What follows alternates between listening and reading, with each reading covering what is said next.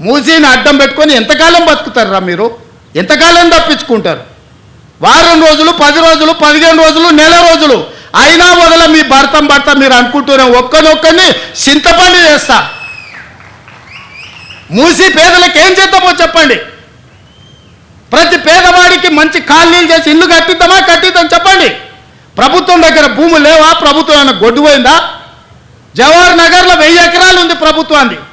మూసీలు ఉన్న పేదోళ్ళందరికీ తలా 150 గజాలు చేసి ఇచ్చి ఇందిరమ్మ ఇల్లు కట్టిద్దాం. రాండి సన్నాసులారా, ముందుకు రాండి, పేదోళ్ళు కట్టిద్దాం.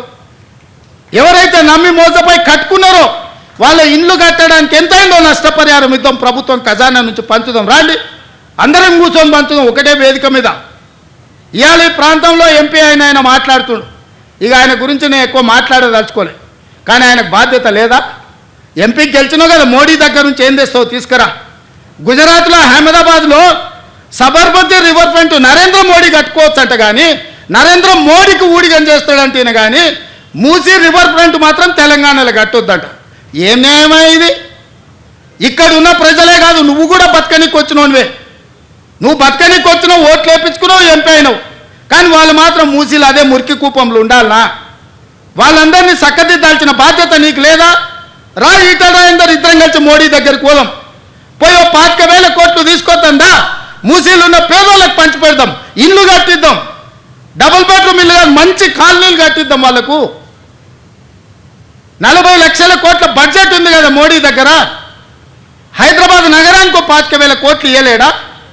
చేబెల్ల మీరే గెలుస్తారు, సికింద్రాబాద్ మీరే గెలుస్తారు, మల్కాజ్గిరి మీరే గెలుస్తారు, మెదక్ మీరే గెలుస్తారు, నగరం చుట్టూతో మొత్తం మీరే గెలిచింది కదా ఈటల రాజేందర్ గారు.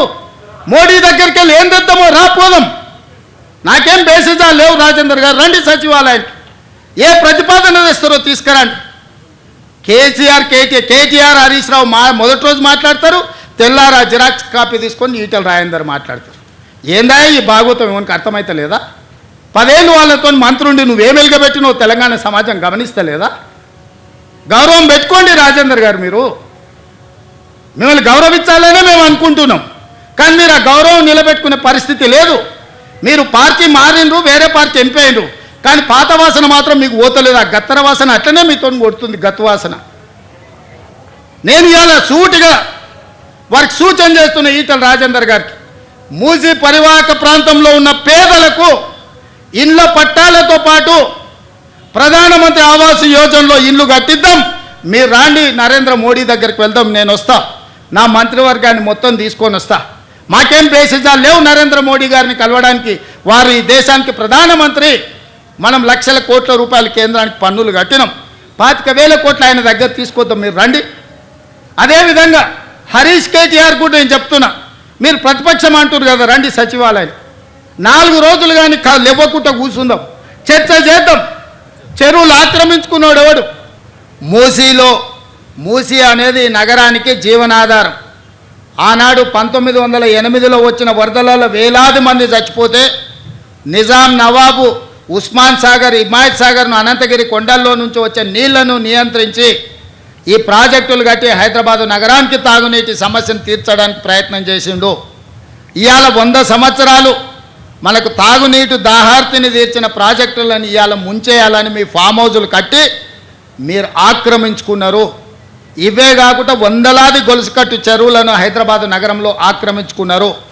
ఇవాళ ఆ చెరువులను మనుషులు కొంతమంది దురాశపరులు ఆక్రమించుకోవడంతో చెరువులో ఉండాల్సిన నీళ్లు వీధుల్లోకి వచ్చి వీధుల్లో నుంచి మన ఇంట్లోకి వస్తున్నాయి. ఇవాళ కొద్దిమంది అక్కడ నిర్మాణాలు చేసుకోవడం వల్ల వేలాది కాలనీలలో ఉండే లక్షలాది కుటుంబాలు ఇవాళ నీట మునుగుతున్నాయి. దీనికి ఒక పరిష్కారాన్ని చూపించాలి, ఎవరో ఒకరు నడుము బిగించాలి. ప్రతి వారు చూసి నాకెందుకులే అని వదిలేస్తే ఈ నగరం మునిగిపోతుంది. చూస్తుంటే చెరువులు మూసుకుపోయినాయి, నాలాలు మూసుకుపోయినాయి. ఇంకా కొంతకాలం చూస్తే మూసీ కూడా మూసుకుపోతుంది. ఇవన్నీ మూసుకుపోయినాక వర్షాలు వరదలు వచ్చినప్పుడు ఆ నీళ్లు వచ్చేది మన ఇళ్లలోకే. ఆ రోజు మనల్ని కాపాడడానికి అయ్యో పాపం అనడానికి కూడా ఎవడు మనిషి మిగలడు. అందుకే ఈరోజు రాజకీయాలలో లోతు తెలియక కాదు, కొన్ని మంచి పనులు భవిష్యత్ తరాలకు అందించాలంటే మన పిల్లలకు వాళ్ళ పిల్లలకు భవిష్యత్ తరాలకి నగరాన్ని ఒక మంచి నగరంగా సురక్షితమైన నగరంగా అందించాలి అని అంటే ఎవరో ఒకరు FTLలో ఆక్రమణలు తొలగించాలి.